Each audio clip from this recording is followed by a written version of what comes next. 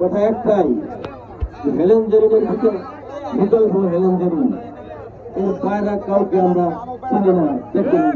দলের জন্য কাজ করতে, স্বার্থের জন্য অনেকে কাজ করেছে। একে একে ছবি দিতে পারি, একে একে তার দিতে পারি।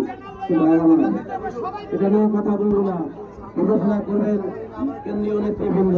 আমরা যেটা চাই যে একজন যোগ্য লোক, যার কোনো পরামর্শ নেই, যার চরিত্র কাজ নেই, যার চাঁদাবাজি নেই, যে জনদখলকারী নয়, সেরকম একজন নেতৃত্ব মনোনয়ন চাই। আমরা এই সভা থেকে এটাই আশা করি যে আমরা কিন্তু থামবো না, মিছিলের পর মিছিল করবো। আমরা আপনাদেরকে জানিয়ে দিতে চাই যে হেলেন জেরিনের বিকল্প মাদারীপুরে নেই, এখনো নেই। এই কারণেই আগামী যে নির্বাচন হবে, সেই নির্বাচন আমরা সকলে ভালো সুযোগ প্রার্থীকে ভোট দেবো, ভালো সুস্থ বিজয় অর্জন করবো। ধানের শীষ হচ্ছে আমাদের প্রাণের মাথা, ধানের শীষ হচ্ছে আমাদের মনের মাথা।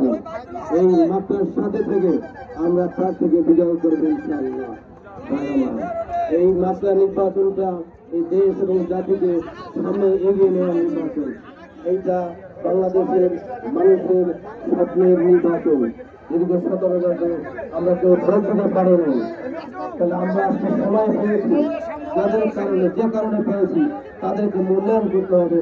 আগামী দিনে রাষ্ট্র ক্ষমতায় তাদেরকেই বসাতে হবে এবং রাষ্ট্র বিনিময়ে একত্রিত হওয়ার মধ্যে এই রাষ্ট্রকে বিএনপি সংস্কার করবে, তাদেরকে আমি সংস্কার করবো।